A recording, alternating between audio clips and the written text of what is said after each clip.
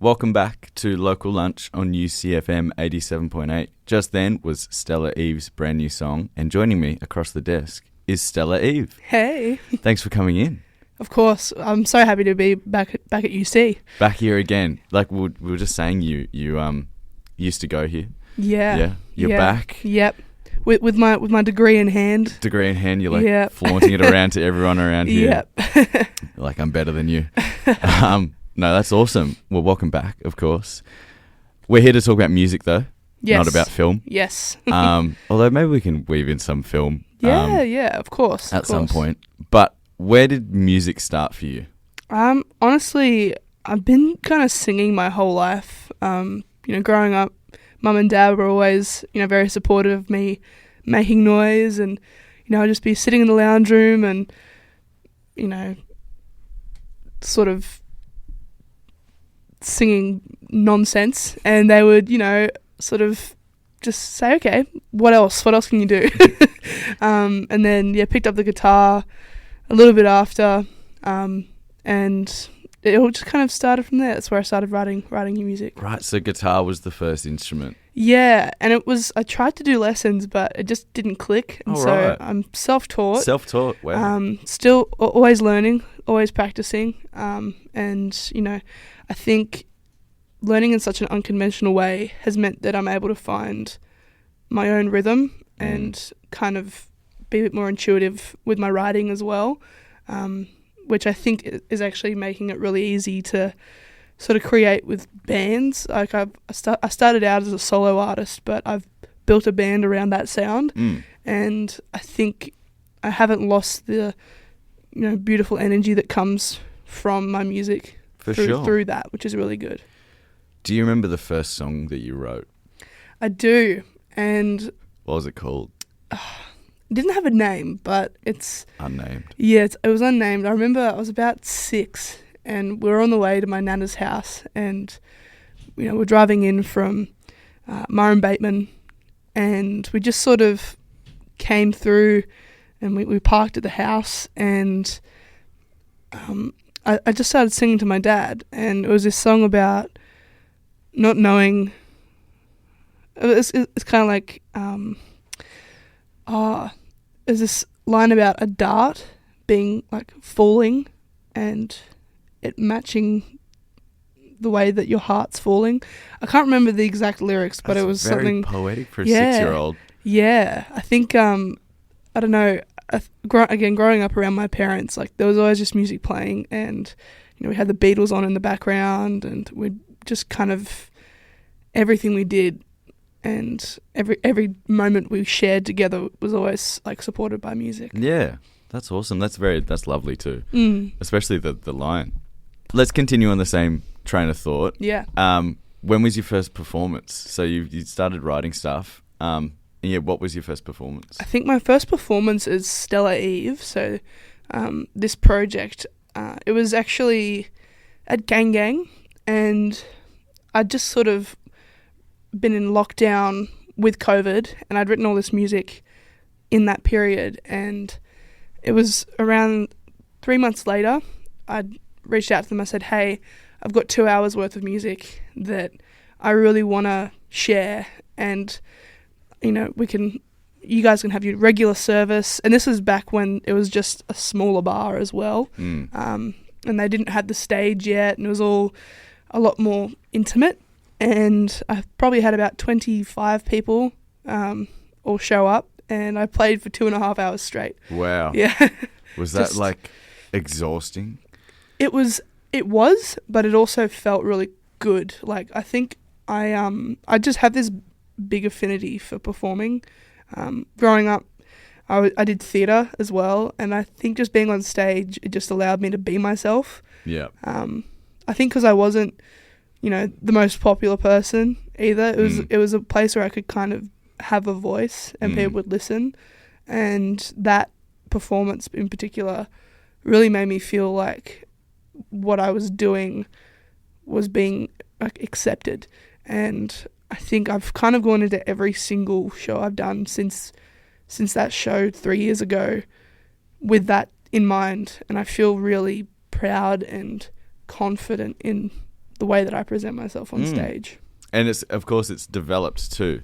So things would have definitely changed since that first show. Yeah, definitely. I think I've also come to the realization that I think my songwriting has progressed as well. A lot of the music then, some of it's out at the moment, but I also know that through experiences and, relationships and friendships, I've learned a lot about who I am, and I think the music is kind of revealing that a bit more. On the topic of relationships, let's get to the new song. Yeah.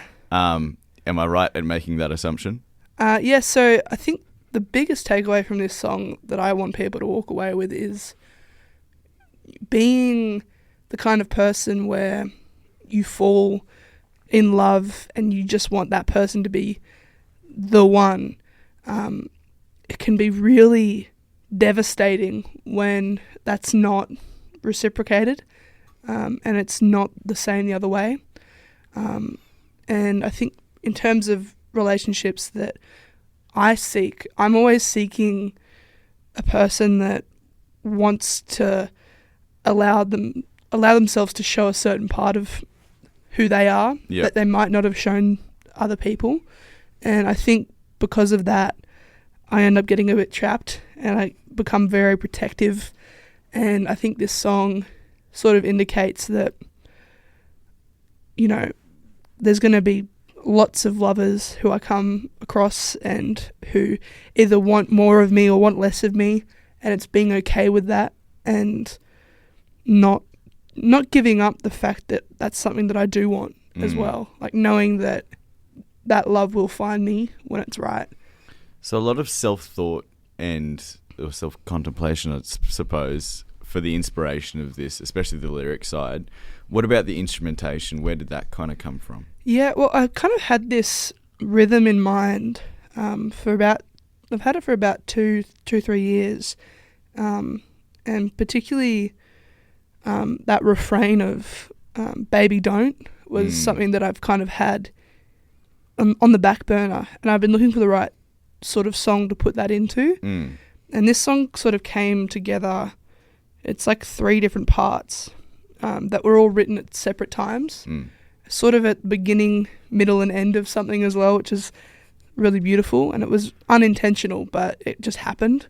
And so, yeah, when writing this song, it was very collaborative. So Blake Bashfield, myself, sat down in his studio in Wollongong, his little home studio. It was really wholesome.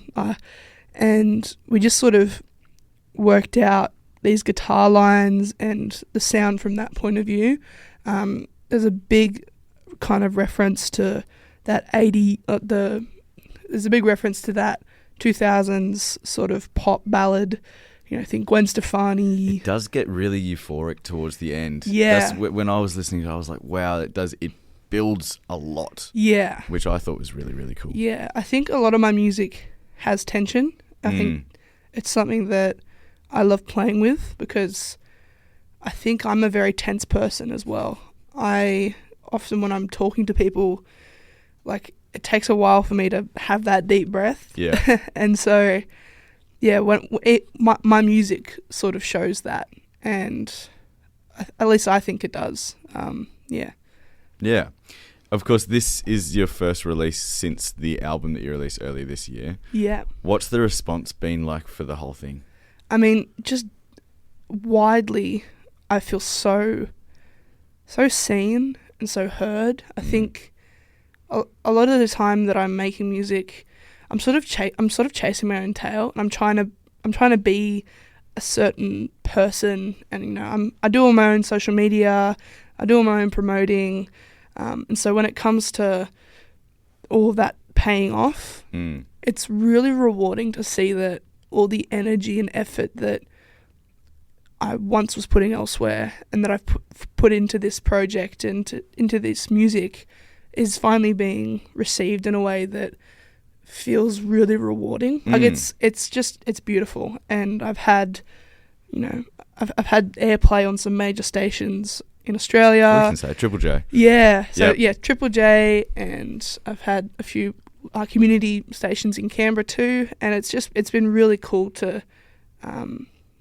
be given that spotlight, and I truly want to like keep that going, which is why I wanted to release this single, just to sort of keep the momentum. Yep. Say, I'm not going away. This story isn't finished. And yeah, there's some really exciting shows coming up at the end of this year. Yeah, that's exactly what I was about to ask about. What's next? So as I was saying, this single I've just put out is actually, it's sort of a little midpoint, and I can't really say much else other than there's more music that has to do with this theme of being here for someone. Yep. So I would definitely recommend, if you like what you heard before, have a listen to the album. It's super rich in genre, and there's something for everyone, but there's definitely a story that is not finished yet that will be coming out at a later date in this year. Yes, something to keep our eyes and ears out for. Yes. You mentioned something about shows too. Are you allowed to talk about that at all? Yeah. Look, I've kind of got the next, however long, we've got 5 months left of this year. Not even.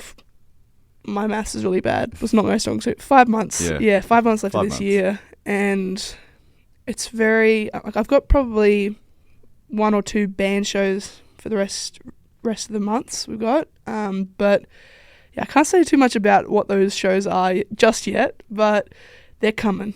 They're coming. Yeah, and more stuff to look out for. Yeah, more stuff. We'll be playing some new music that will actually be yours very soon. And so there's more to come. Cool. I've got one more question for you. Yeah. And this one usually stumps all the people that I interview. Okay. Tell us what you've been listening to recently. Recently, I've kind of been a bit all over the place. Okay. I've been loving the new Dregs album. It's really good. I just love that really beautiful folk music. Their strings arrangements are just, it gets my brain going and firing in ways that I didn't know it could. But also, like, on a very real level, I've been loving Tyler, the Creator's new album as well. Yep. I love his R&B influences from like that 90s era of like Blackstreet. You've got a little bit of Spice Girls in there too. It's just really like, it's fun, and I love when music can do that. Everyone loves a fun album. Yeah. I've also really been loving listening to country music. I think I'm getting a bit more into it. Wow. Secret country fan. Yeah. Or are you an open country fan? Look, I'm kind of neither. I think I just enjoy it. I think I'm kind of... That's fair enough. I'm not over the top about it, but I'm also not, super quiet about it. Like, I love a bit of... you can appreciate it. Yeah, a bit of Casey Musgraves, bit of Teddy Swims. Like, it's all that good stuff. Yep. I really am enjoying the storytelling and the feeling that comes from country music. And yeah, it's good stuff. Perfect. It's good stuff. Well, thank you so much for coming into the studio and doing the interview today. Of course. It's been great to chat, and hopefully we get to chat at some point in the future when there's maybe more music and maybe some shows. Sounds good, James.